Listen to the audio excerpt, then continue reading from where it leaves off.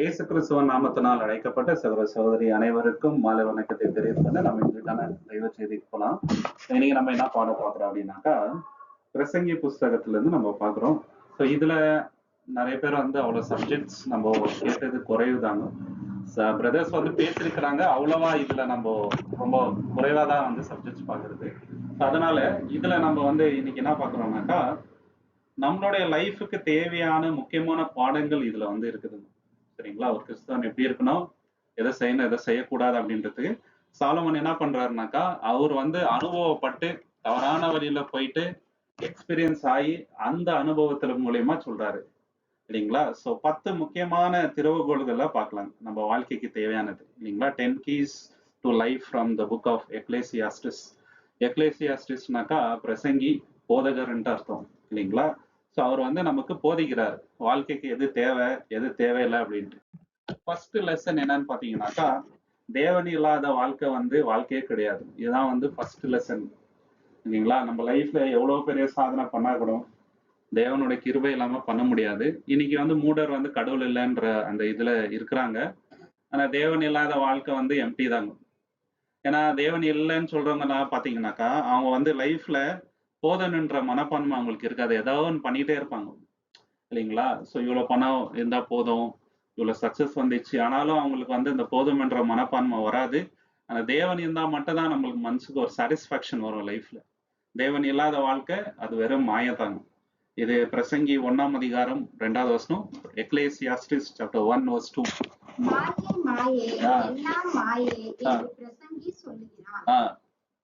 பாத்தீங்களா? எல்லாமே என்னங்க? மாயை. தேவன் இல்லாத வாழ்க்கை மாயத்தாங்க, வேனிட்டி. ஏன்னா அவரு தேவன் இல்லாத ஒரு ஸ்தானத்துக்கு வந்துட்டாருங்க. ஃபர்ஸ்ட் தேவனுக்கு கீழ்பட்டு இருந்தாரு. எக்ஸ்ட்ரீம் லெவல்ல தவறுக்கு போறாருங்க. அந்நிய ஸ்திரீகளை கல்யாணம் பண்ணிக்கிறாரு. அவங்களுக்காக என்ன பண்றாருங்க? கோயில்களை கட்ட ஆரம்பிக்கிறாருங்க. தேவனுக்கு விரோதமா அருவருப்பான பாவத்தை செய்யும் போது அவருக்கு புரிய வந்துச்சு, இதெல்லாம் மாயதான் அப்படின்னு இல்லைங்களா? அது மாய. ஏன்னா மனுஷனோட வாழ்க்கை எப்படி இருக்குதுன்னா, சங்கீதம் 39:5, சாம் சாப்டர் 39:5ல, இதோ என் நாட்களை 4 விரற்கடை அளவாக்கினீர், என் ஆயுசு உமது பார்வைக்கு இல்லாதது போல் இருக்கிறது, எந்த மனுஷனும் நிலை கொண்டிருந்தாலும் முழுவதும் மாயை. பாத்தீங்களா? லைஃபே நாங்க மாயதான். கொஞ்ச நாள் தான் நம்ம இருக்க போறது. அதனாலதான் பவுல் என்ன சொல்றாரு, இந்த லைஃப்ல கிறிஸ்துவ தவிர மத்தது எல்லாமே எனக்கு என்ன வேஸ்ட் தான். மற்றது எல்லாத்தையும் நான் குப்பையா தான் எண்ணுறேன்.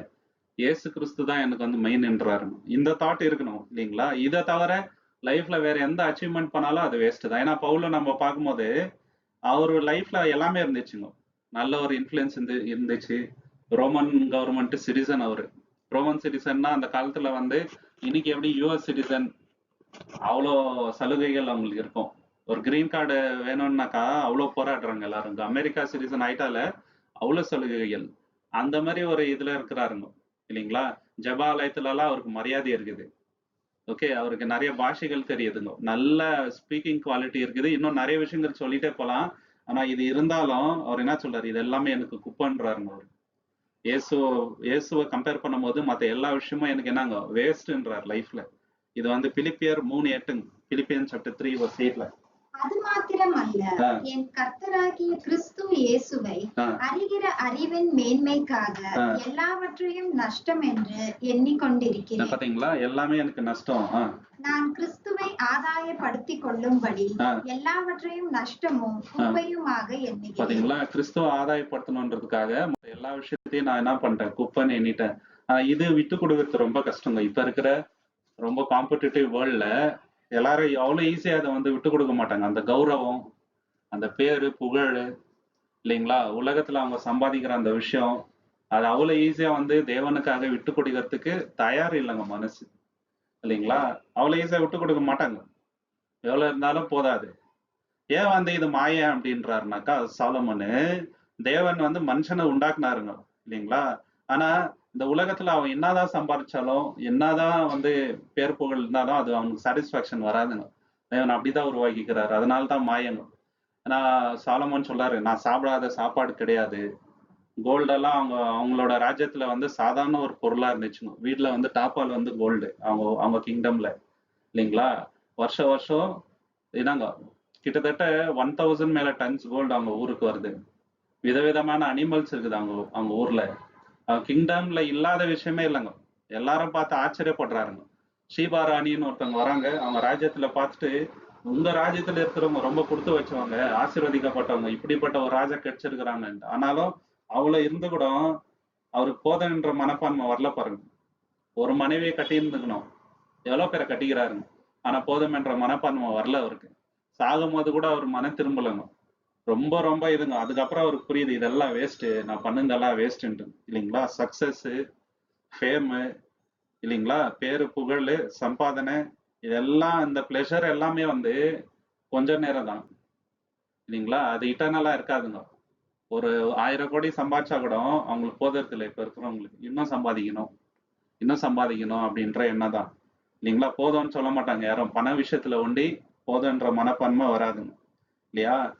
பெரிய பெரிய கோல்ஸ் எல்லாம் அச்சீவ் பண்ணுவாங்க இப்போ உலகத்துல இருக்கிறவங்க. ஆனாலும் அவங்க லைஃப்ல ஏதோ ஒண்ணு குறையா இருக்கிற மாதிரி அவங்களுக்கு படும். காரணம் என்னன்னாக்கா, தேவனை விட்டு ரொம்ப தூரம் இருப்பாங்க இல்லைங்களா. பெரிய பெரிய சக்சஸ் இருக்கும், ஆனா காட் இல்லைனாக்கா வேஸ்ட் தான், அவங்க லைஃபே வேஸ்ட் தாங்க.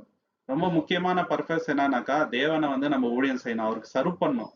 அது இல்லைனாக்கா எது இந்த வாழ்க்கையில நம்ம சம்பாரிச்சாலும் அது வேஸ்ட் தான் இல்லைங்களா. நாபால் அப்படின்ட்டு ஒருத்தர் இருந்தாரு. அவர்கிட்ட பணம் எல்லாமே இருந்துச்சுங்க, வேலைக்காரங்க இருந்தாங்க, நல்ல மனைவி அபிகேல் அப்படின்ட்டு எல்லாம் இருந்து கூட என்னங்க அவருக்கு பத்தல, ஹெல்ப் பண்ற மனசு இல்லைங்க இல்லைங்களா. எல்லாம் இருந்துச்சு அவர்கிட்ட, ஆனா தேவனுடைய மனுஷனுக்கு ஹெல்ப் பண்றவளுக்கு அவருக்கு மனசே வரலங்க இல்லைங்களா. தாவீதோட ஆட்கள் வந்து அவர்கிட்ட சாப்பாடு தான் கேக்குறாங்க, ஆனா அவருக்கு வந்து அது கொடுக்குற மனசு இல்லைங்க இல்லைங்களா. யார் யாரோ வராங்க, நான் வந்து இவங்களுக்கெல்லாம் ஹெல்ப் பண்ண மாட்டேன். ஏன்னா அந்த ஊர்ல இருந்த எல்லாருக்குமே தெரிஞ்சிச்சு நெக்ஸ்ட் ராஜா தாவீது தான் அப்படின்ட்டு. கண்டிப்பா இவருக்கு தெரிஞ்சிருக்கணும், தேவனால அபிஷேகம் பண்ண மாட்டாரு. ஆனாலும் இவர்கிட்ட இருக்கிற விஷயத்த கொடுக்கணும்ன்ற எண்ணம் வரல பாருங்க அவருக்கு இல்லைங்களா. சோ அவ்வளவு, ஏன்னா அவங்க நல்லது பண்ணாங்க. தாவீது அவங்க ஆட்கள் எல்லாம் இவருக்கு நல்லது தான் பண்ணாங்க, எனிமீஸ் யாரும் உள்ள வராத மாதிரி பாத்துக்கினாங்க. ஆனாலும் இவருக்கு வந்து நன்மை செய்யற அந்த எண்ணம் இல்லைங்க. எல்லாமே இருந்துச்சுங்க, ஆனா இவர்கிட்ட வந்து சுயநலம் இருந்துச்சு, ரொம்ப அகந்த இருந்துச்சு. அதனால தான் ரொம்ப கேவலமா செத்து போறாரு அவரு இல்லைங்களா. நாபால் அப்படின்னா என்ன அர்த்தம்னாக்கா, முட்டாளுன்ட்டு, ஃபூல்ன்ட்டு அர்த்தம் வருதுங்க. எந்த மாதிரி ஃபூல்னாக்கா, ரிச் ஃபூல். இவர் பணம் இருக்குது இல்லைங்களா, ஆஸ்தி இருக்குது, ஆட்கள் இருக்கிறாங்க, ஆனா முட்டாள் இல்லைங்களா. சோ நம்ம கிட்ட எல்லாம் இல்லைன்னா கூட தேவன் இருந்தா நம்ம ரொம்ப ரிச் தான். எந்த விஷயத்தினாக்கா, ஆவிக்குரிய விஷயத்துல இல்லைங்களா. இப்ப உலகத்துல எல்லா கோடி கோடியா சம்பாதனை பண்ணியிருக்கிறவங்க இருக்கிறாங்க, அவங்க கிட்ட எல்லாமே இருக்குது, ஆனா தேவன் இல்லைங்க இல்லைங்களா. அப்போ அவங்க வந்து புவரஸ்ட் ஆஃப் புவர் இல்லைங்களா. இதுல நம்ம கற்றுக்க வேண்டிய பாடம் என்னன்னாக்கா, அவர் வச்சிருந்த சொத்துக்கள் பாத்தீங்கன்னா அதிகம் இருந்துச்சுங்க, ஆனா ஞானம் இல்லை, தேவன் கூட நல்ல ரிலேஷன்ஷிப் இல்லை இல்லையா. சோ அது வந்து வேஸ்ட் தான் இல்லைங்களா. அவரோட ரிச்சஸ்னால அவரோட உயிரை காப்பாற்ற முடியல. அவர்கிட்ட அவ்வளவு சொத்து இருந்து கூட உயிரை காப்பாத்திக்க முடியல பாத்தீங்களா. அவ்வளவு மோசமான நிலைமைக்கு வந்து வந்துட்டாருங்க. சோ இதுல நம்ம கற்றுக்க வேண்டிய முக்கியமான பாடம் என்ன, தேவன் இல்லாம நம்ம லைஃப்ல ஒண்ணுமே கிடையாது. இது நிறைய பேர் லேட்டரா உணர்ந்துக்கிறாங்க.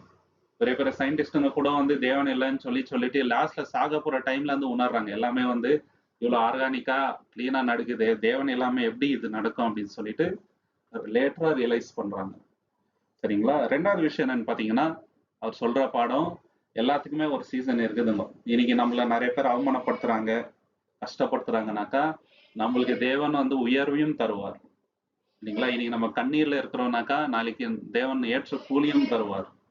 இன்னைக்கு நம்ம ரொம்ப கஷ்டப்படுறோம்னாக்கா, நாளைக்கு நல்லதும் நடக்கும் நம்ம லைஃப்ல. இது வந்து சீசன் சரிங்களா. இன்னைக்கு தேவனுக்காக நம்ம கஷ்டப்படுறோம்னாக்கா, நாளைக்கு நல்லதும் வரும். இது ரெண்டுமே வரும் நம்ம லைஃப்ல. வெறும் கஷ்டமே தேவன் வந்து யாருக்குமே தர்றது இல்லைங்க இல்லைங்களா. வெறும் சந்தோஷமே தேவன் வந்து தர்றது இல்லைங்க சரிங்களா. பிரசங்கி 3ஆம் அதிகாரம் 1வது வசனம், ஒவ்வொன்றிற்கும் ஒவ்வொரு காலம் உண்டு, வானத்தின் கீழ் இருக்கிற ஒவ்வொரு காரியத்துக்கும் ஒவ்வொரு சமயம் உண்டு. பாத்தீங்களா, எல்லாத்துக்கும் ஒரு சமயம் உண்டுங்க இல்லைங்களா. இப்போ நம்மளுடைய சமயம் என்னன்னாக்கா, தேவனுக்காக நம்ம எடுக்கணும் சில விஷயங்களை, தேவனுக்காக நம்ம சில விஷயங்களை பண்ணணும், தேவனுக்காக சில விஷயத்தை விட்டு கொடுக்கணும், தேவனுக்காக நம்ம செல்ஃப் கண்ட்ரோலா இருக்கணும். இதெல்லாம் நம்ம செய்யும் போது தேவன் என்னங்க அதுக்கேற்ற கூலியை வந்து அவரோட காலத்துல கொடுப்பாருங்க. வரப்போகின்ற காலத்துல தேவன் நிச்சயமாக தருவாருங்க. அதுதான் பவுல் சொல்றாருங்க கலாத்தியர் 6:9, கலேஷியன் 6:9 சொல்றாரு. நன்மை செய்கிறதில் ஆ, சோர்ந்து போகாமல் ஆ, இருப்போமாக. ஆ. நாம் தளர்ந்து போகாதிருந்தால் ம். ஏற்ற காலத்தில் பாத்தீங்களா? அறுப்போம். தளர்ந்து போகாமல் இருந்தால் ஏற்ற காலத்துல நாங்க அறுவடை நம்ம வந்து அனுப்புவோம். இப்ப நம்ம பண்ற ஒவ்வொரு விஷயத்துக்கும் தேவன் நிச்சயமா கூலி தருவாருங்க. அறுவடைன்றது உண்டு இல்லைங்களா? ஒரே சமயத்துல தேவன் எல்லாத்துக்குமே ஒரு கூலி தருவாரு. தேவனோட பிள்ளைகளுக்கு எல்லாமே நாங்க நன்மையா தான் நடக்குது. அது நம்மளுக்கு நிறைய தடவை புரியுறது இல்லைங்க. நான் இது பிரச்சனையாவே இருக்குது அப்படின்ட்டு. லாஸ்ட்ல எல்லாமே நாங்க தேவன் நன்மையாக மாற்றாருங்க. இல்லைங்களா? நம்ம கண்ட்ரோல் பண்ண முடியாது லைஃப்ல சில விஷயங்களை. நம்மளால கண்ட்ரோல் பண்ண முடியாது. நம்ம லைஃப்ல வந்து அந்த மாதிரி தான் வச்சிருக்கிறார் தேவன். சீசன்ஸ் மாறிட்டே இருக்குங்க. ஆனா தேவன் மாறுதில்ல. இல்லைங்களா? நம்ம லைஃப்ல கஷ்டம் வரும், திருப்பி சந்தோஷம் வரும். இது மாறிட்டே இருக்கும். ஆனா தேவன் அப்படியே தான் இருக்கிறாரு. கஷ்டம் வரும்போது என்ன ஆகுதுனாக்கா, விசுவாசம் வளருது, பொறுமை வருது, கேரக்டர் வருதுங்க. கஷ்டமே இல்லைன்னு வச்சுங்களேன், என்னென்ன வரும்னாக்கா அகந்தை வரும், பெருமை வரும், தேவனை விட்டு தூரம் போகும். இது எக்ஸாம்பிள் சொல்லிட்டே போலாங்க. தாவீதே சிறந்த எக்ஸாம்பிள். அவர் ஆடு மேய்ச்சிட்டு இருக்கும் போது இல்லைங்களா, அவர் வந்து ரொம்ப பெரிய போர் வீரனா இருந்தாரு. ராஜா ஆக்குனார் தேவனு. அவர் வந்து கரெக்டா இருந்தாருங்க.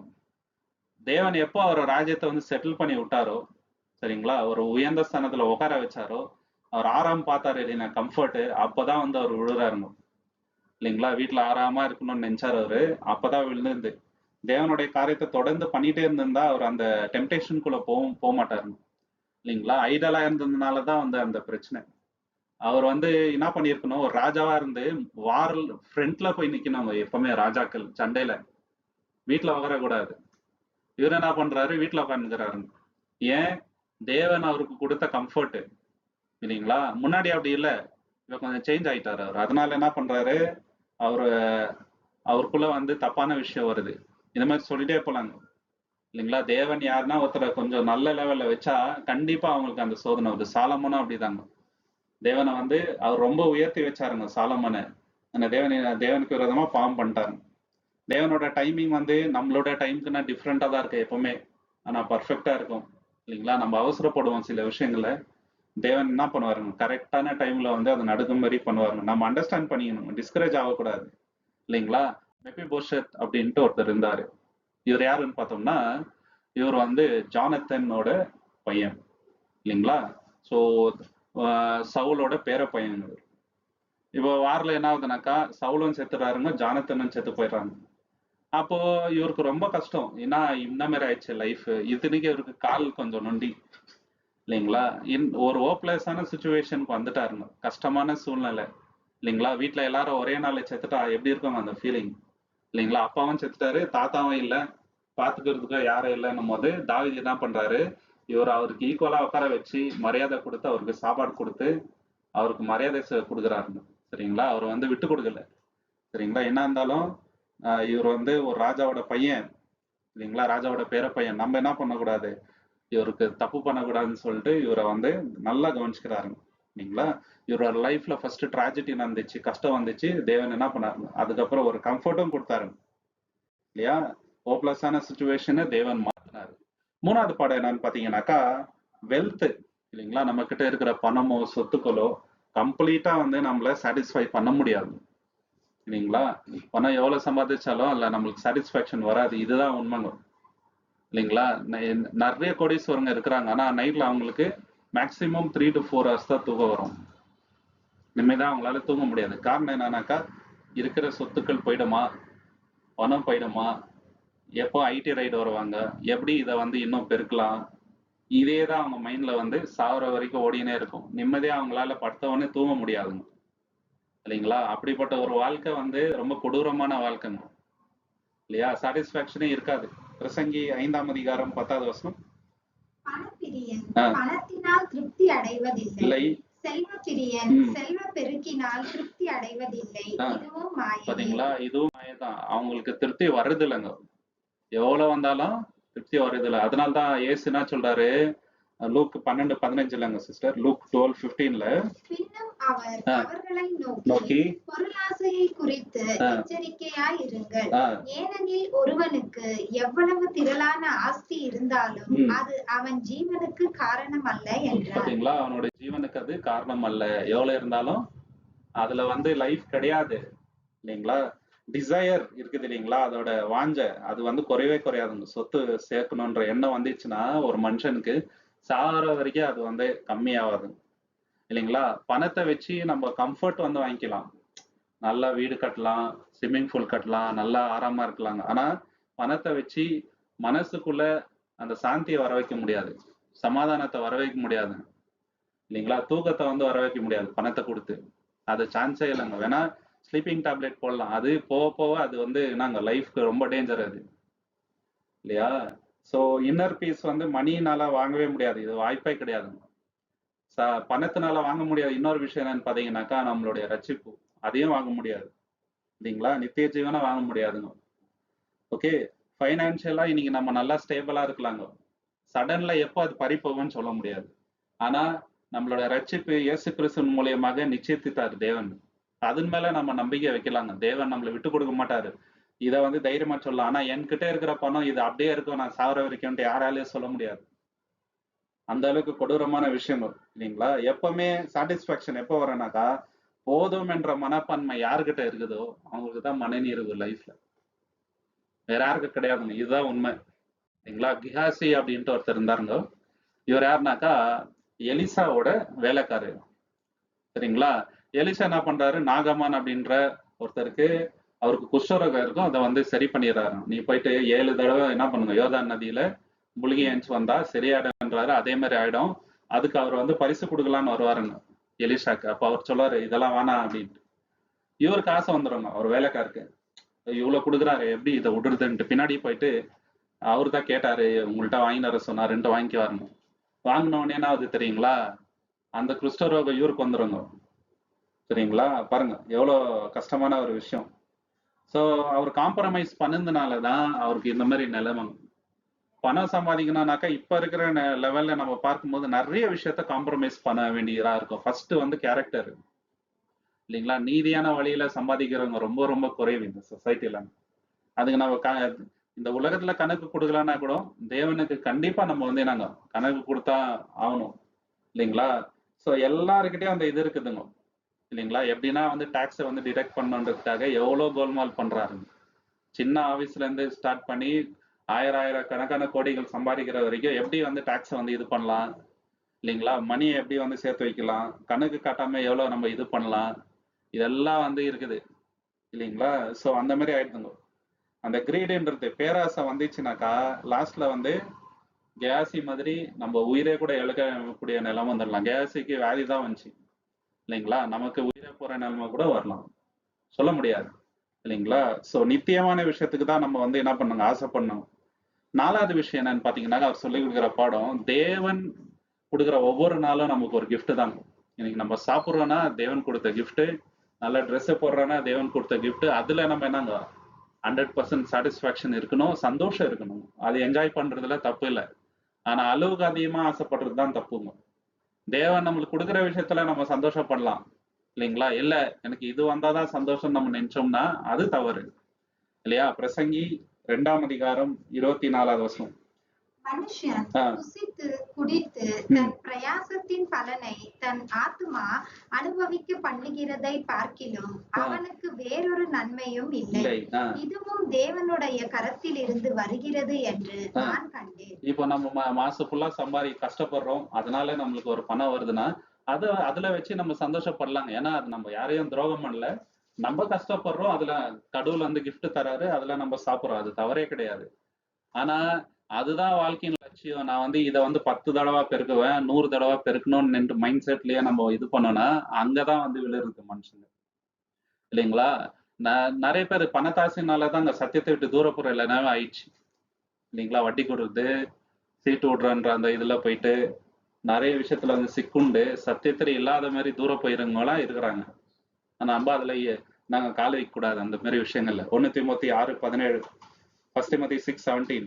உலகத்திலே ஐஸ்வர்யம் உள்ளவர்களாய் இருக்கிறவர்கள் இருமாப்பான சிந்தை உள்ளவர்களாய் இராமலும் நிலையற்ற ஐஸ்வர்யத்தின் மேல் நம்பிக்கை வையாமல் நாம் அனுபவிக்கிறதற்கு சகலவித நன்மைகளையும் நமக்கு சம்பூர்ணமாய் கொடுக்கிற ஜீவனுள்ள தேவன் மேல் நம்பிக்கை வைக்கவும். 2 விஷயம் சொல்றாருங்க. உலகத்துல ஐஸ்வர்யம் உள்ளவர்கள் இருமாப்பா இருக்காதீங்கன்னு சொல்லு கமெண்ட் பண்ணுன்றார். 2வது என்னன்னாக்கா தேவன் நம்மளுக்கு அனுபவிக்க எல்லாமே தராருங்க, இல்லைன்ட்டு இல்லை. அதுல நீ சந்தோஷமா இருக்கணும். ரொம்ப வந்து எக்ஸ்ட்ரா இதுக்கு எஃபெக்ட் போடக்கூடாதுங்க. ரொம்ப இதுனாதான் லக்ஸரியும் தான் நான் நல்லா இருப்பேன்ட்டு அந்த லெவல்ல போகக்கூடாதுங்க. நம்ம அனுபவித்துக்கு என்னவா தேவன் தராருங்க, நம்ம தேவை என்னான்ட்டு தேவன் தெரியுங்க. தெர் இஸ் ரொம்ப டிஃபரன்ஸ் இருக்குதுங்க. ஒரு தேவைக்கும் லக்ஸரிக்கும் டிஃபரன்ஸ் இருக்கு இல்லைங்களா? தேவனுக்கு அதுக்கு தெரியும் எது நம்மளுக்கு தேவையில்லைன்ட்டு. இந்த எக்ஸ்ட்ரீம் லெவல் போறவங்க தான் தவறான வழியில பொறுத்துங்க இல்லைங்களா? அது நம்ம வந்து எச்சரிக்கையா இருக்கணும். எல்லாம் நல்லா வரணும் தேவன் கிட்ட இருந்தா வருதுங்க. அவர் தான் நம்மளுக்கு கிஃப்ட் தராருங்க. பணம் கொடுக்கறது அவர் தான், சாப்பாடு கொடுக்கறது அவர் தான். அதுல நம்ம தேவனுக்கு நன்றியை சொல்லிட்டு சாப்பிடலாம், அதுல தவறு இல்லை இல்லைங்களா? ஆனா சாப்பாடுல கூட நாங்க பெருந்திண்டி ஏன் இருக்கக்கூடாதுன்னு எச்சரிக்கை தராருங்க. அங்கேயே ஒரு இது வைக்கிறாருங்க, லிமிட். பணம் கூட வந்து நல்லதுதான் நம்ம லைஃப்ல, நல்லது இல்லைன்னு சொல்ல முடியாது. பணம் இல்லைன்னா ஒண்ணுமே பண்ண முடியாதுங்க. ஆனா அதன் மேல லவ் தான் வைக்க கூடாது, அது தப்பு இல்லைங்களா? சோ அங்க நம்ம வந்து ஒரு பார்டர் லைன் வச்சுக்கணும். தேவன் வந்து நம்ம லைஃப்ல என்ஜாய் பண்ணணும் தான் நம்மள நினைக்கிறாருங்க சில விஷயங்களை இல்லைங்களா? ஆனா லிமிட்டா இருக்கணும்ட்டு, அதன் மேலேயே மனசு வைக்க கூடாதுன்ட்டு. எப்பவுமே நன்றி உள்ளவங்களா இருந்தோம்னு வச்சுங்களேன், நம்ம நம்ம லைஃப்ல வந்து போதும் என்ற மனப்பான்மை வரும். ரெண்டாவது வந்து ஆன்சைட்டி வராதுங்க. தேவன் கொடுக்குற விஷயத்துல நம்ம சந்தோஷமா இருந்தோம்னு வச்சுங்களேன், நம்மளுக்கு என்ன டிஸ்சாட்டிஸ்பேக்ஷன் வராது. ஐயோ இது இல்லையே இது இல்லையென்ற எண்ணம் வராது. ஏன்னா அவர் கொடுத்த விஷயத்துல நம்ம நாங்க மனப்பூர்வமா இருக்கிறோம். மனரம்யமா நான் இருக்க கத்துக்கினேன்னு பவுலே சொல்றாருங்க. எனக்கு வந்து எந்த சூழ்நிலை வேணாலும் நான் இருக்க கத்துக்கினேன்றாரு இல்லைங்களா? அவர் வந்து ரோமன் சிட்டிசனா இருக்கும்போது பயங்கர ப்ரிவிலேஜஸ் இருந்திருக்கும் அவர். இப்ப ஊழியம் செய்ய ஆரம்பிச்ச உடனே அவருக்கு வந்து ஃபர்ஸ்ட் இந்த மாதிரி ப்ரிவிலேஜ் இல்லைங்க. நந்துன்னு போன ஊரா போற இடத்துல எல்லாம் அடி, நெஞ்ச மாதிரி சாப்பிட முடியாது, நெஞ்ச டைம்ல வந்து தூங்க முடியாதுங்க இல்லைங்களா? ஜெயில அடிக்கடி போடுறாங்க. ஜெயில்னாக்கா இப்போ இருக்கிற மாதிரி ஜெயில் இல்லைங்க. அப்பெல்லாம் வந்து குவா மாதிரி இருக்கும், டஞ்சன் மாதிரி. எல்லாம் டாய்லெட் எல்லாம் அங்கேயே தான், உள்ளவே செப்பரேட்டா எது போற மாதிரி எல்லாம் இல்லை. அந்த மாதிரி எல்லாம் கஷ்டத்துல அனுபவிச்சு இருக்கிறாரு. ஆனா என்ன சொல்றாருங்க, நான் சந்தோஷமா தான் இருக்கிறேன் தேவனுக்குள்ளன்றாரு இல்லைங்களா? சோ தேவன் நம்மளுக்கு கிஃப்ட் கொடுத்தா அதுல நம்ம என்னங்க மனரம்யமா இருக்க கத்துக்கணும் இல்லைங்களா? போதும் என்ற மனப்பான்மையோட. பர்சலாய் அப்படின்ட்டு ஒருத்தர் இருந்தாருங்க. இவர் வந்து என்ன பண்றாருனாக்கா, அப்சலோம் என்னங்க தாவீதுக்கு விரோதமா வந்துடுறாரு. சொந்த பையனே தாவீதை இது பண்ணிட்டு அவர் ராஜா ஆகணும்னு பாக்குறாருங்க இல்லைங்களா? அப்போ வந்து பர்சலாய் வந்து தாவீதுக்கு சப்போர்ட் பண்றாரு. அதுக்கப்புறம் தாவீது என்ன பண்றாருனாக்கா, அவரை கூப்பிட்டு சில அவருக்குன்ட்டு சில நாங்க ப்ரிவிலேஜ் கொடுக்கலான்னு பாக்குறாரு. அவருக்கு ஹெல்ப் பண்ணாருன்றதுக்காக. அவர் என்ன சொல்றாருன்னா, வானா எனக்கு தேவன் என்ன கொடுத்துக்கிறாரோ அந்த விஷயத்துல எனக்கு போதும், இதுக்கு மேல நீங்க வந்து எனக்கு எந்த இதுவும் தர வேணாம், ஸ்பெஷலான ஏதோ இது வேணாம் அப்படின்றாரு. என்ன மாதிரி மனசு பாத்தீங்களா? வேற யாரும் அப்படி சொல்லியிருக்க மாட்டாங்க. ஏன்னா ஒரு ராஜா கூப்பிட்டு உனக்கு என்ன வேணும் இல்லைன்னா ஏதாவது தரோம்னாக்கா வேணான்ட்டு அவ்வளவு ஈஸியா யாருமே சொல்ல மாட்டாருங்க. ஆனா இவர் என்ன சொல்றாரு, வேணாங்க தேவன் கொடுக்குற விஷயத்துல ஏன்னா நான் சந்தோஷமாகிறேன் அப்படின்ட்டு சொல்றாரு. என்ன மாதிரி கேரக்டர் பாத்தீங்களா? சோ அது ரொம்ப முக்கியம் நம்ம லைஃப்ல. அஞ்சாவது விஷயம் என்னன்னு பாத்தீங்கன்னாக்கா, ஞானத்துக்கு நம்ம ரொம்ப ரொம்ப முக்கியத்துவம் கொடுக்கணும். இன்னைக்கு உலகத்துல ஞானத்துக்கு முக்கியத்துவம் கொடுக்கல. நான் சொல்ற ஞானம்ன்றது வந்து இங்க தெய்வீகமான ஞானங்க, உலக ஞானம் கிடையாது இல்லைங்களா? சில பேருக்கு வந்து வேர்ல்ட்லி திங்ஸ்ல என்ன கொஸ்டின் கேட்டாலும் டக்கு டக்குன்னு ஆன்சர் பண்ணுவாருங்க. ஆனா பைபிள்ல இருந்து கேட்டா அப்படியே முழுகுவாருங்க சில பேர் இல்லைங்களா? இப்ப கூட இருக்கிறாங்க. ஏன்னாக்கா அதுல இன்ட்ரெஸ்ட் இல்ல. இதுல என்ன வரப்போகுது, நமக்கு இதை கத்துக்கினே நம்ம லைஃப்ல என்ன வரப்போகுது, இம்ப்ரூவ்மெண்ட் எதுனா ஆக போறோமா, இதுல நம்மளுக்கு வேலை கிடைக்க போதா, அந்த மாதிரி மைண்ட் செட் வருதுங்க இப்ப இருக்கிறவங்களுக்கு. இது இல்லைனாக்கா நம்மளுக்கு ஜீவனே கிடையாது. அது ஃபர்ஸ்ட் நம்ம நினைச்சுக்கணுங்க. இது இல்லாம தேவனுக்கும் நம்மளுக்கும் ஒரு ரிலேஷன்ஷிப்பே வராதுங்க இல்லைங்களா? சோ இந்த ஞானத்துக்கு என்னங்க ஃபர்ஸ்ட் இம்பார்ட்டன்ஸ் நம்ம வந்து தரணும். பிரசங்கி 2:13 வாசிங்க சிஸ்டர். இருளை பார்க்கிலும் வெளிச்சம் எவ்வளவு மேன்மையோ அவ்வளவாய் ஞானமானது மூடத்தனத்தை பார்க்கிலும் மேன்மை உள்ளது என்று கண்டேன். பாத்தீங்களா? மேன்மை எது? ஞானம் இல்லைங்களா? அது ரொம்ப முக்கியம். நீதிமொழிகள் 3:13. ஞானத்தை கண்டடைகிற மனுஷனும் புத்தியை சம்பாதிக்கிற மனுஷனும் பாக்கியவான். பாத்தீங்களா? ஞானத்தை கண்டடைகிற மனுஷன் என்னங்க பாக்கியவான். நம்ம இன்னைக்கு பாக்கியவான். ஏன்னா தேவனுடைய ஞானம் நம்மளுக்கு நாங்க வெளிப்பட்டு இருக்குதுங்க சரிங்களா? இந்த உலகத்துல வந்து நம்ம ஜாக்கிரதையா நடக்கணும்னா தேவனுடைய ஞானம் நமக்கு தேவை இல்லைங்களா? ரொம்ப முக்கியம் அது. எபேசியர் 5:15-17 வாசிங்க சிஸ்டர். நீங்கள் ஞானமற்றவர்களைப் போல நடவாமல் ஞானம் உள்ளவர்களைப் போல எச்சரிக்கையாய் நடக்க. பாத்தீங்களா? இன்னைக்கு நம்ம ஆபீஸ்ல இல்ல ஊர்ல நம்ம ஸ்கூல்ல படிக்கிற நம்மளோட கிளாஸ்மேட்ஸ் இல்லைங்களா? எல்லாரும் என்ன எப்படி நடக்குறாங்கனாக்கா, ஞானமற்றவர்கள் போலதான். அவங்களோட ஆம்பிஷன் எல்லாம் பார்த்தீங்கன்னா, இந்த உலகத்துல நம்ம ஜாலியா இருக்கணும். இல்லைங்களா? நல்லா கம்ஃபர்ட்டா இருக்கணும். அவ்வளவுதான். நெக்ஸ்ட் ஜெனரேஷனுக்கு ஏதாவது பண்ணிட்டு செத்துடணும். இதுதான் அவங்களோட கோலே தவிர வேற எதுவுமே இருக்காதுங்க. தேவனுக்காக என்ன பண்ணணுன்ற மைண்ட் செட் எல்லாம் அவங்களுக்கு இருக்காது. இல்லைங்களா? எது தவறு? சரி அது அவங்களோட லைஃப்ல செட்டில் ஆகணும்னு மட்டும் தான் அவங்களுக்கு கோல் இருக்கணுமே தவிர, செட்டில் ஆகுறதுக்கு அவங்க எந்த வழியை சூஸ் பண்றாங்கன்றது அவங்கள பத்தி கவலையே இல்லைங்க. அது நல்ல வழியில வருதா, கெட்ட வழியில வருதா, அதெல்லாம் நான் லைஃப்ல வந்து செட்டில் ஆனா போதும் அப்படின்ற மைண்ட் செட் தான் இன்னைக்கு இருக்கிற எல்லாருக்குமே இருக்குதுங்க. சின்ன வயசுல பசங்களுக்கு பேரண்ட்ஸ் இதுதான் சொல்லி தராங்க. இந்த காம்படிட்டிவ் வேர்ல்ட்ல நீ வந்து என்ன, நீ பெஸ்டா இருக்கணும். இதை தான் வந்து அவங்களுக்கு போதிக்கிறாங்க. ஆனா நீ நல்லவனா இருக்கணும். 10 பேர் தவறான வழியில இருந்தா கூட நீ நேர்மையா என்ன முன்னேறணும் லைஃப்ல அப்படின்ட்டு இந்த வேல்யூஸை சொல்லி கொடுக்குறவங்க ரொம்ப ரொம்ப குறைவு இன்னைக்கு. இல்லைங்களா? ஸோ இது வந்து ரொம்ப இம்பார்ட்டன்ட்டுங்க. இல்லைங்களா? சம்பாதிக்கணும்னாக்கா 1000 வழி இருக்குது. இல்லைங்களா? ஆனா தேவனோட வழியில நடிக்கணும்னாக்கா நம்மளுக்கு ஒரே ஒரு வழிதான் இருக்குதுங்க. இல்லையா? படிங்க சிஸ்டர், கண்டினியூ பண்ணுங்க. நாட்கள் பொல்லாதவைகள் ஆனதால் காலத்தை பிரயோஜனப்படுத்திக் கொள்ளுங்கள். இப்படி இருக்க நீங்கள் மதியற்றவர்களாய் இராமல் கர்த்தருடைய சித்தம் இன்னதென்று உணர்ந்து கொள்ளுங்கள். பாத்தீங்களா? கர்த்தருடைய சித்தம் என்னதுன்ட்டு நம்மளுக்கு தான் தெரியும். உலகத்தாருக்கு தெரியுங்களா? அவனுக்கு தெரியாது. அவங்களுக்கு என்ன, லைஃப்ல சக்சீட் ஆகணும். அது எப்படி ஆனாலும் பரவாயில்ல. இல்லைங்களா? எந்த பக்கம் கிரீன் பாஸ்டருக்கு தான் நான் அந்த சைடு போறேன், என்ன ஆனாலும் பரவாயில்ல. அப்படிதான் அவங்க மைண்ட் செட். இல்லைங்களா? ஸோ இந்த தெய்வீக ஞானம் நம்மளுக்கு இருந்துச்சுனாக்கா கரெக்டான டிசிஷன் நம்மளால எடுக்க முடியும். நிறைய பேர் பைபிளுக்கு இம்பார்ட்டன்ஸ் கொடுக்கறதுனால தான் தவறான முடிவு எடுக்கிறது. அடிக்கடி அவங்க மைண்ட் வந்து ஸ்டேபிளா இருக்காது, ஓவர் திங்கிங் பண்றது. அவங்க லைஃப்ல எதனா தப்பா நடந்துச்சுன்னா நெகட்டிவா, தேவன் கடைசியில நல்லதா பண்ணுவாருன்னு வச்சுங்களேன். ஏதாவது ஒன்று நடந்துச்சுன்னா ஏத்துக்க முடியாதுங்க. நான் தேவனோட இதுல இருக்கிறேன், எனக்கு எப்படி கெட்டது நடக்கலான்னு தான் ஃபர்ஸ்ட் அவங்க தாட் வரும். ஆனா பைபிள நல்லா அவங்க கூர்ந்து வாசிந்தாங்கனாக்கா உன்னிப்பா, தெய்வீகமான ஜனங்களுக்கு தான் கஷ்டம் வரும், அந்த உபத்திரவத்தை நம்ம தாங்கிக்கணும், அதை தாங்கிக்கினா தான் நம்ம மகிமை உண்டு அப்படின்றத உணர்ந்துக்குவாங்க. இல்லைங்களா? இதை புரிஞ்சிக்க முடியாமனால தான் அவ்வளோ ஈஸியா கஷ்டத்தை ஏத்துக்க முடியறது இல்லைங்க. இல்லைங்களா? ஸோ அந்த விஸ்டம் என்ன பண்ணுதுனாக்கா நம்மளுக்கு கைடன்ஸ் பண்ணணும். இந்த வழியில நீ போ, இந்த வழியில நீ போவாத, நம்மள ஃபூலிஷா இருக்க கூடாது. இல்லைங்களா? ஒரு ஸ்திரீ இருந்தாங்க. அவங்க பேர் வந்து நீங்க பாத்தீங்கன்னாக்கா அவங்களுக்கு பேர் வந்து மென்ஷன் ஆகலங்க. ஒரே ஸ்திரீன்னு மட்டும் தான் இருக்குது. எந்த ஊர்னாக்கா ஆவேல் பெத் மாக்கா அப்படின்ட்டு. அப்போ என்ன ஆகுதுனாக்கா ஷீபான்னு ஒருத்தர் வந்து தாவீதுக்கு விரோதமா எழும்பிடுறாருங்க. தாவீதுக்கு விரோதமா ஒரு தப்பால பேசிடுறாரு. அப்போ இவங்க ஊர்ல போயிட்டு ஒழிஞ்சுக்கிறாருங்க. அப்போ ஜொஹாப் அப்படின்ற ஒரு படை தளபதி தாவீது, அவர் என்ன பண்றாருன்னா, இந்த ஊர்ல அவன் ஒழிஞ்சுக்கிறான், இந்த ஊர்ல இருக்கிற நீங்களே வந்து அவனை எங்க கிட்ட விட்டு கொடுத்துட்டீங்கன்னாக்கா நாங்க ஒன்றும் பண்ண மாட்டோம், இல்லைனாக்கா இந்த ஊரையும் சேர்த்து அழிச்சிருவோம் நாங்கன்னு சொல்லிடுறாரு. அப்ப இந்த அம்மா என்ன பண்றாங்கனாக்கா இவங்களே அந்த அந்த அவனை வந்து வெளியே வர வச்சு நீங்க அவங்களே வந்து என்ன பண்ணிடுறாங்கனாக்கா அவங்கள சாவச்சிடுறாங்க. ஸோ இது இவங்க பண்ணதுனால அந்த சிட்டியில இருக்கிற எல்லாருமே அன்னைக்கு வந்து காப்பாற்றப்பட்டாங்க. இந்த ஒரே ஒரு ஞானமுள்ள ஸ்திரீ பண்ண காரியத்தினால அவ்வளவு பேரோட உயிர் வந்து என்னங்க அன்னைக்கு தப்பிச்சிச்சு. இல்லைங்களா? ஸோ இந்த மாதிரி ஞானமா நம்ம இருக்கணும். 6வது விஷயம் என்னன்னு பாத்தீங்கன்னாக்கா அகந்த நம்ம வாழ்க்கையில இருக்கக்கூடாது, ப்ரைடு. இல்லைங்களா? இது சாலமனுக்கே வந்துச்சு. ஏன்னா தீர்க்கதரிசிகள் அவருக்கு போய் எச்சரிப்பு தரும்போது அவர் ஏத்துக்கலங்க. அவர் ஏத்துக்குன்னு மன திரும்பி இருந்தாக்கா அவர் லைஃபே மாறி இருக்கும். ஆனா ஏத்துக்கல. அதுக்கப்புறம் அவங்க பையன் இருந்தாருங்க ரெஹபாம், அவரும் பெரியவங்க பேச்சை கேட்கலங்க. அவங்க ஊர்ல இந்த மூப்பரங்க அவங்க சொல்றாங்க, நீ இந்த மாதிரி டிசிஷன் தான் ஜனங்க வந்து பின்னாடியே இருப்பாங்க, உனக்கு உண்மையா இருப்பாங்கன்ட்டு. அவர் வந்து இல்ல, கூட படிச்சவங்களோட பேச்சை கேட்கிறாரு, கூட இருந்தவங்களோட பேச்சை கேட்டுன்னு கெட்டு போயிட்டாரு ரெஹபாம்.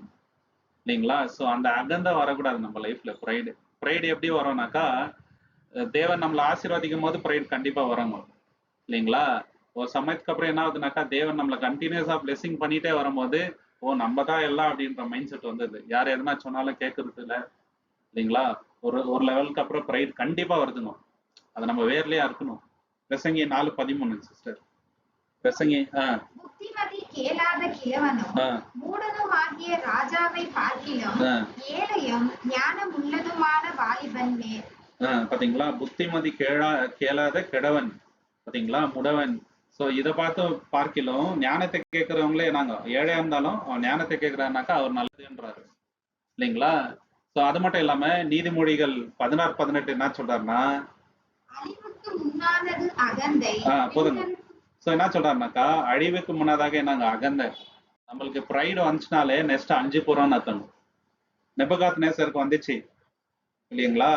உடனே என்ன ஆச்சு, அவருக்கு தேவன் ஒரு அவரு கரெக்ட் பண்ணாருங்க. அவருக்கு ஒரு தண்டனையை கொடுத்தாரு, மிருகம் மாதிரி ஆக்கி விட்டாருங்க. அப்போ அவர் புரிஞ்சுக்கினாரு, இதெல்லாம் நான் காரணம் இல்லை, தேவன் தான் இதுக்கு காரணம் அப்படின்னு சொல்லிட்டு இல்லைங்களா? இந்த ப்ரைட்னால என்னென்ன ஆகுதுனாக்கா, தேவனோட கரெக்ஷனை ஏற்றுக்கொள்ள முடியாதுங்க இல்லைங்களா? இம்யூனிட்டி வராதுங்க. ஓகே, மனத்தாழ்மை வந்து வராது ப்ரைடு வர வர. ஓகே, ஸோ ப்ரைடு இருக்கிறவங்க நீங்க பாத்தீங்கன்னாக்கா அவங்களே வந்து ரொம்ப பெரியவங்க நினைச்சுக்குவாருங்க. அவங்களுடைய எபிலிட்டி கொஞ்சம் தான் இருக்கும், இவ்வளவுதான் இருக்கும். ஆனா அவங்க என்ன நினைச்சுக்குவாங்கனாக்கா, எனக்கு எல்லாமே தெரியும், யாருமே தேவையில்லை எனக்கு அப்படின்ற அந்த மென்டாலிட்டி வந்துடும் இல்லைங்களா? ஆனா யாரு தேவனை வந்து ஆர்னர் பண்றாங்கன்னு பாத்தீங்கன்னாக்கா, யார் மனத்தாழ்மையா இருக்கிறாங்களோ அவங்கள தான் வந்து தேவன் நாங்க ஆசீர்வதிக்கிறார். அமாசியா ராஜா இருந்தாருங்க, ஸ்டார்டிங்ல தேவனுக்கு உண்மைதாக்குறாரு, அம்பலாக்குறாருங்க. எப்போ தேவன் அவருக்கு சக்சஸ கொடுத்தாரோ மிலிட்டரியில இல்லைங்களா, போற இடத்துல எல்லாம் ஜெயிக்க வைக்கிறாரோ, இம்மிடியேட்டா அவருக்கு என்ன அங்க அகந்த வருதுங்க. தேவனுக்கு விரோதமா சரக்க ஆரம்பிக்கிறாருங்க, டேஞ்சரான முடிவுகள் எடுக்கிறாரு, தேவனுக்கு விரோதமான அருவருப்பான காரியங்களை செய்ய ஆரம்பிச்சிட்டாருங்க. அவர் வீழ்ந்ததுக்கு காரணம் என்னன்னு பாத்தீங்கன்னாக்கா பெருமை. நம்ம லைஃப்ல பெருமை வந்துச்சுனாக்கா லாஸ்ட்ல அழிஞ்சுதான் போனணும். அதுக்கு சாலமனே சிறந்த உதாரணம், வேற எங்கேயுமே பொறுத்தல. சாலமே மிக சிறந்த உதாரணம், சாத்தானும் மிக சிறந்த உதாரணம். இப்படி சொல்லிட்டே போலாங்க, பெருமை வந்து அழிஞ்சு போனவங்க லிஸ்ட் இல்லைங்களா? 7வது விஷயம் என்னன்னு பாத்தீங்கன்னாக்கா, உறவுகள் வந்து நம்ம லைஃப்ல ரொம்ப முக்கியங்க இல்லைங்களா? யார்கிட்ட ரிலேஷன்ஷிப் வச்சுக்கிறோம் அப்படின்ட்டு.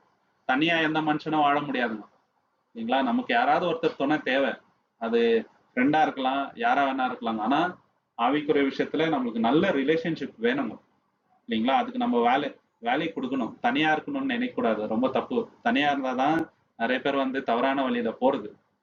அந்த அளவுக்கு மெச்சூரிட்டி யாருக்கும் இன்னும் வரலங்க. ஸோ நமக்கு நல்ல சகோதர ஐக்கியம் தேவை, அதுக்கு இம்பார்ட்டன்ஸ் கொடுக்கணும். பிரசங்கி 4:9. அவர்கள் தங்களுக்கு நல்ல பலனுண்டாக பிரயாசப்படுகிறார்கள். ஒருத்தரா இருப்பதை பார்க்கிலும் 2 பேரா இருக்கிறது மேல் என்றாரு.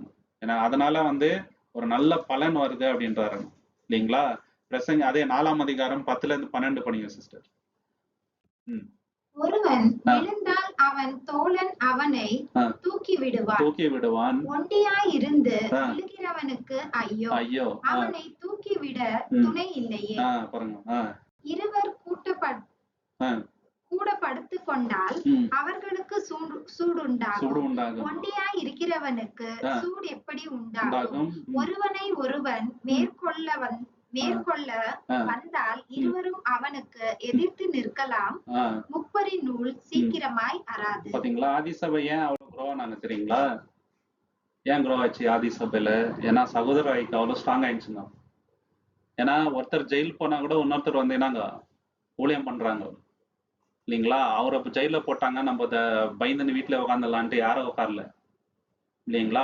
இன்னொரு விஷயம் என்னன்னாக்கா, இது என்னோட பொருள், இது உன்னோட பொருள்ன்ற அந்த பேதபாவம் அவங்க கிட்ட இல்லைங்க இல்லைங்களா? ஒருத்தருக்கு ஏதாவது கஷ்டம்னா இன்னொருத்தர் போய் நிக்கிறாங்க இல்லைங்களா? இப்படியே இருந்ததுனால்தான் ஆதிசபை நாங்க ரொம்ப ஸ்ட்ராங்கா நாள் ஆவாவ சபையில வந்து எண்ணிக்கை வந்து ஆட் ஆகினே இருந்துச்சு. காரணம் என்னன்னாக்கா அவங்க கிட்ட இந்த யூனிட்டி இருந்துச்சு இல்லைங்களா? ஐக்கியத்துக்கு முக்கியத்துவம் கொடுத்ததுனால்தான் வாழ்ந்தாங்க. இல்லைன்னா ரொம்ப ரொம்ப கஷ்டங்க இல்லைங்களா? நம்ம கூட ஆவிக்குரிய விஷயத்துல நம்ம எல்லாரும் வளர்ந்ததுக்கு யாராவது ஒரு சகோதரர் காரணமா இருக்கணும் இல்லைங்களா? ஒண்டியாலாம் யாருமே வந்து அப்படியே வந்தது இல்லைங்க இல்லைங்களா? நமக்கு யாராவது சொல்லி கொடுத்தா அவங்களுக்கு ஒருத்தர் சொல்லி கொடுத்தாங்க, அவங்களுக்கு ஒருத்தர் சொல்லி கொடுத்துருப்பாங்க, அவங்களுக்கு ஒருத்தர் சொல்லி கொடுத்துருப்பாங்க. இப்படிதான் சத்தியம் வந்திருக்குது. ஒண்டியாலாம் அப்படியே யாரும் வந்தது இல்லை இல்லைங்களா? ஒருத்தருக்கு ஒருத்தர் தேவைங்க. இப்படிதான் தேவன் நம்மள நாங்க வழி நடத்திட்டு இருக்கிறாரு. ஸோ இதை வந்து நம்ம மறந்துடக்கூடாதுங்க. தேவன் இப்படிதான் கிரியேட் பண்றாருங்க. மனுஷனை உண்டாக்கிட்டே என்ன சொல்றாரு, இவன் ஒண்டியா இருப்பது நல்லதல்லன்ட்டாருங்க இல்லைங்களா? அதனால மேரேஜ்ன்ற ஒரு ரிலேஷன்ஷிப் கொண்டு வராரு. மனுஷன் நான் செப்பரேட்டா இருக்க கூடாது, அவருக்கு ஏற்ற துணை வேணும்னு சொல்லிட்டு தான் மேரேஜ்ன்ற ஒரு இன்ஸ்டிடியூஷன் வந்து கொண்டு வராரு. ஓகேங்களா? ரிலேஷன்ஷிப் ரொம்ப ரொம்ப இம்பார்ட்டன்ட். நம்ம கஷ்டப்படுற சூழ்நிலையில 4 பேர் நம்மளுக்கு பேசுற அந்த வார்த்தை, அவங்களோட ஜெபங்கள் நம்மளுக்கு எவ்வளவு உதவி பண்ணுது இல்லைங்களா? ஒருத்தருக்கு ஏதோ ப்ராப்ளம்னாக்கா நம்ம ஒன்று கூடி சபையாக ஜெபம் பண்ணும்போது தேவன் அந்த ஜெபத்தை கேட்கிறாருங்க. நம்ம ஆவிக்குரிய விஷயத்துல வளர்றதுக்கு ஒரு நண்பனோ ஒரு ஆவிக்குரிய சகோதர சகோதரியோ நம்மளுக்கு ரொம்ப ஹெல்ப்ஃபுல்லா இருக்கிறாங்க. ஏன்னா அவ்வளவு விஷயம் நம்மளுக்கு அவங்க சொல்லி கொடுத்துருப்பாங்க, ஷேர் பண்ணியிருப்பாங்க இல்லைங்களா? ஐசோலேஷன் பண்ணி செப்பரேட்டா இருந்தோம்னாக்கா ஒரு விஷயத்திலே நம்ம வந்து வளர முடியாது. மோசைய ஒரு வார் நடக்குதுங்க இல்லைங்களா, அமலேக்கர் கூட. அப்போ அவர் கை தூக்குனா என்ன ஆகுது, அவங்க ஜெயிக்கிறாங்க. கையை இறக்குன உடனே என்ன ஆகுது, அவங்க தோக்க ஆரம்பிக்கிறாங்க. அப்ப என்ன பண்றாங்க, 2 பேரும் அவர் கையை டைட்டா புடிச்சுக்கிறாருங்க. இங்கேயே நம்ம பார்க்கும்போது அந்த வாரம் அவங்க ஜெயிக்கிறதுக்கு 2 பேர் ஹெல்ப் தேவை இருக்குது. மோசே ஒண்டி இல்லைங்க, கூட வந்து உருன்னு ஒருத்தர் இருக்கிறாரு இல்லைங்களா, அவரும் வந்து கையை புடிச்சுக்கிறாருங்க டைட்டா. என்ன ஆகுதுனாக்கா, இதனால அந்த வார்ல அவங்க வந்து ஜெயிக்கிறாங்க. பாத்தீங்களா, இங்கேயும் வந்து ஒரு சப்போர்ட் நம்மளுக்கு தேவை இல்லைங்களா. தேவன் அந்த மாதிரி தான் நம்மளை வந்து வச்சுக்கிறாருங்க சகோதர சகோதரி. 8வது விஷயம் என்னன்னு பாத்தீங்கன்னாக்கா, பாடம் நம்மளுடைய வார்த்தைகளை என்னங்க கண்ட்ரோல் பண்ணிக்கணும். எப்படி பேசுறோம், எவ்வளவு பேசுறோம், நேரத்துக்கு ஏற்ற மாதிரி பேசுறது, இது ரொம்ப ரொம்ப இம்பார்ட்டன்ட் இல்லைங்களா. இது வந்து பிரசங்கி 5ஆம் அதிகாரம் 2வது வசனம். நீ தேவனுடைய சந்நிதியில் மனம் பதறி பேசாமலும் உன் வாயினால் ஒரு வார்த்தையையும் துரிதமாய் உச்சரியாமலும் இரு. தேவனோட சந்நிதியில துரிதமா வார்த்தை விடாதன்றாருங்க. சில பேரு என்ன பண்றாங்கன்னாக்கா, சில விஷயத்த துரிதமா விட்டுறாருங்க இல்லைங்களா. எனக்கு சில பேர் தெரியுங்க இல்லைங்களா, அவங்க என்ன பண்றாங்கன்னாக்கா, எக்ஸாம்பிள் சொல்றேன்னு சொல்லிட்டு நடக்காத விஷயத்த ஆட் பண்ணி சொல்லிடுவாங்க. அது நந்தே இருக்காது, இது சொன்னாக்கா இன்ட்ரெஸ்டா இருக்குன்னு சொல்லிட்டு நடக்காத விஷயத்த நந்த மாதிரி சொல்றது. அப்படியெல்லாம் பண்ணா அது ரொம்ப ரொம்ப தவறுங்க. அதுவும் பொய் தான் இல்லைங்களா. இருக்கிறதே இருக்கிற மாதிரி, இல்லைனாக்கா இல்லைன்னு சொல்லணும். இதுதான் இயேசு நமக்கு சொல்லி கொடுத்துருக்கிற விஷயம் இல்லைங்களா. சத்தியத்துன்னு வரும்போது ஆணி அடிச்ச மாதிரி சத்தியம்னா இதுதான் சத்தியம் அப்படின்ட்டு நம்ம வந்து பேசணும். துரிதமா வார்த்தை விடக்கூடாதுங்க. சபையில மட்டும் இல்லை, எங்கேயுமே சரி, அவசரப்பட்டு வார்த்தை விடக்கூடாது இல்லைங்களா. அதனால நிறைய டேமேஜ் வருங்க. கண்டினியூ பண்ணுங்க சிஸ்டர். தேவன் பரலோகத்தில் இருக்கிறார், நீ பூமியில் இருக்கிறாய், ஆதலால் உன் வார்த்தைகள் சுருக்கமாய் இருக்க கடவுள். பாத்தீங்களா, சுருக்கமா இருக்கணுங்க இல்லைங்களா. போதவங்களோட வேலை, மெயின் வேலை அதுதாங்க. கஷ்டமான விஷயத்த கூட சுருக்கமா சிம்பிளா சொல்லிட்டு போயிடணும். அப்பதான் வந்து நிறைய பேருக்கு புரியும் இல்லைங்களா. சிம்பிளா இருக்கிற விஷயத்த வந்து கொழுப்பு விடுறது இல்லை இல்லைங்களா. தேவன் அந்த ஞானத்தை கொடுக்குறாருங்க பரிசுத்தாவின் மூலியமா. பேசுறவங்க எல்லாருக்கும் கண்டிப்பா அந்த ஞானத்தை கொடுக்குறாரு. என்ன சொல்றாரு, சுருக்கமா பேசணும் இல்லைங்களா. எங்க அதிகமா பேசணுமோ அங்க பேசலாம், ஆனா சுருக்கமா பேசுறது பெட்டர்ன்றாரு. நீதிமொழிகள் 10:19, Proverbs chapter 10:19. வார்த்தைகளின் மிகுதியிலே பாவம் இல்லாமல் போக. பாத்தீங்களா, ஒரு ஹவர் உட்காந்து ஃப்ரெண்ட்ஸ் கிட்ட பேசுறோம்னு வச்சுங்களேன், என்ன பண்றாங்கன்னாக்கா, கண்டிப்பா வந்து வாயில தவறான வார்த்தைகள் வருதுங்க. சில சமயம் பொய்யான வார்த்தைகள் இல்லைங்களா, தவறான சில விஷயங்கள், பேட் மீனிங் ஜோக்ஸ் இதெல்லாம் வருது இல்லைங்களா. ஸோ என்ன ஆகுதுனாக்கா, வார்த்தைகளின் மிகுதியினால பாவம் நிச்சயமா வருது. நம்ம எவ்வளவு சுருக்கமா பேசுறோமோ அந்த அளவுக்கு வந்து தப்பான விஷயம் பேசாம நம்ம வந்து தவிர்க்கலாம். இது ரொம்ப பெரிய ஞானங்கள் இல்லைங்களா, ரொம்ப பெரிய விஸ்டம் இது. அதனாலதான் இயேசு கிறிஸ்து அனாவசியமா யார்கிட்டயுமே பேச மாட்டாரு சரிங்களா. அவ்வளவு ஈஸியா யாருக்கும் வந்து ஒரு வார்த்தை என்னங்க சொல்றது, பதில் சொல்ல மாட்டாரு. அவர்கிட்ட இருந்த ஞானம் அது. கண்டினியூ பண்ணுங்க சிஸ்டர். தன் உதடுகளை பாத்தீங்களா, உதட யார் அடுக்குறானோ அவங்க தான் புத்திமானுங்க. இஷ்டத்துக்கு பேசுறவங்க கிடையாதுங்க. யார் வந்து காலத்துக்கு ஏத்த மாதிரி பேசுறாங்களோ இல்லைங்களா, வார்த்தைகளை அடுக்குறாங்களோ அவங்க தான் புத்திமான் வேதத்தின் அடிப்படையில. Proverbs chapter 17:27-28 இங்க நம்ம பாக்குறாங்க. பாத்தீங்களா, என்ன பண்றாருங்க, அடுக்குறாரு வார்த்தை. அப்புறம் மனமுள்ளவன் மூடனும் பேசாதிருந்தால் ஞானி என்று எண்ணப்படுவான். உதடுகளை மூடுகிறவன் புத்திமான் என்று எண்ணப்படுவான். பாத்தீங்களா, புத்திமான் என்று எண்ணப்படுவான். அனாவசியமான வார்த்தைகளை பேசக்கூடாது டக்கு டக்குன்னு. இது தேவன் நம்மளுக்கு சொல்லிக் கொடுக்கிற ஒரு முக்கியமான ஒரு பாடம் இல்லைங்களா. ஸோ அந்த வார்த்தைகள்னால ஒருத்தரை நம்ம காயப்படுத்தலாம், ஒருத்தரை நம்ம என்கரேஜ் பண்ணி அவங்கள வளர வைக்கலாம், மோட்டிவேட் பண்ணலாம் இல்லைங்களா. அவங்க மனசை காயப்படுத்தலாம், கேலி பரியாசம் பண்ணலாம், அபியூஸ் பண்ணலாம். எல்லாமே வார்த்தைக்கு ரொம்ப ரொம்ப பவர் இருக்குதுங்க.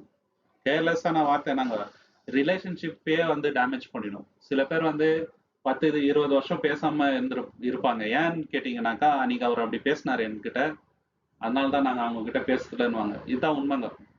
சண்டை கூட கையில 2 அடி ஆச்சா கூட அதை ஏத்துக்கிறாருங்க. ஆனா 2 வார்த்தை வந்து எக்ஸ்ட்ரா அவங்க எதனா பேசியிருந்தா தப்பா, அது அவ்வளவு ஈஸியா அவங்க மறுக்கிறது இல்லைங்க. இதனால நிறைய பேரோட ரிலேஷன்ஷிப் வந்து ப்ராப்ளம் வந்துக்குது வார்த்தைகள்னாலவே இல்லைங்களா. நம்ம ஞானமா பேசுறதுனால நம்ம இதே எப்படின்னு நம்ம காட்ட முடியும் இல்லைங்களா. ஸோ இதுதான் வந்து ரொம்ப ரொம்ப முக்கியமான விஷயம். நம்ம மற்றவங்க கேட்கறதுக்கு தயாரா இருந்தோம்னாக்கா நிறைய மிஸ் அண்டர்ஸ்டாண்டிங்கை வந்து தவிர்க்கலாம். ஓகே, ஸோ இதுதான் வந்து நம்ம இதுல நம்ம பாக்குற எக்ஸாம்பிள் யாருனாக்கா ஜெப்தா. அவர் வந்து துரிதமா வார்த்தை விட்டாருங்க யோசிக்காம சொல்லிட்டாரு, நான் வந்து வார்ல ஜெயிச்சிட்டேன்னா என் முன்னாடி என்ன வருதோ அதை நான் உங்களுக்கு பலி கொடுத்துறேன்ட்டாரு. அன்னைக்குன்னு பார்த்தா அவங்க பொண்ணு எதிர்க்க வந்துடுறாங்க இல்லைங்களா. அவர் யோசிச்சு பேசியிருக்கணும் இல்லைங்களா. ஸோ இதுக்கு சிறந்த உதாரணம் எத்தான். துரிதமா வார்த்தை விடக்கூடாது இல்லைங்களா. 9வது பாடம் என்னன்னு பார்த்தீங்கன்னா, இப்ப இருக்கிற யூத் வந்து ரொம்ப ஃபாஸ்டா வந்து போயிடுங்க இல்லைங்களா. இப்பதான் பார்த்த மாதிரி இருக்கும், அது கூட நம்மளுக்கு வந்து என்னங்க 35 40 எல்லாம் ஆயிட்டு இருக்கும். இப்ப கூட எனக்கு ஞாபகம் கிடையாது, இவர் மாதிரி தான் உட்காந்து கிளாஸ் கேட்டு இருந்த மாதிரி எனக்கு தெரியுது. அதுக்குள்ள இப்ப 36 இல்லைங்களா. இன்னும் கொஞ்ச நாள் விட்டா பிரதரும் 25 மேல ஆயிடுவாருங்க. இப்படிதான் இருக்கும், நம்ம பார்த்துன்னு இருக்கிற மாதிரி இருக்கும் இல்லைங்களா. ஆனா அந்த யூத்தை வந்து நம்ம எப்படி எந்த அளவுக்கு தேவனுக்காக பயன்படுத்துறோன்றது தான் இருக்குதுங்க. இந்த வாலிப பிராயம் தான் ரொம்ப ஃபாஸ்டா கிராஸ் ஆகுது நம்ம லைஃப்ல. ஏன்னா அது தேவனோட மகிமைக்கு நம்ம வந்து பயன்படுத்தணும். ஸோ இப்போ யூத்தா இருக்கிறவங்களுக்கு நாங்க அது ரொம்ப முக்கியமான ஒரு பாடம். ஸோ வேஸ்டா நம்ம வந்து இந்த யூத்தை பாஸ் பண்ண வைக்க கூடாது. நிறைய பேருக்கு லேட்டா தான் சத்தியம் தெரியுது. ரொம்ப இளைய வயதுல சத்தியத்தின் வெளிச்சம் வந்துச்சுன்னா மும்முரமா நாங்க அந்த வாலிப வயசுல தேவனோட நாமத்தை மகிமைப்படுத்தணும். பிரசங்கி 12:1.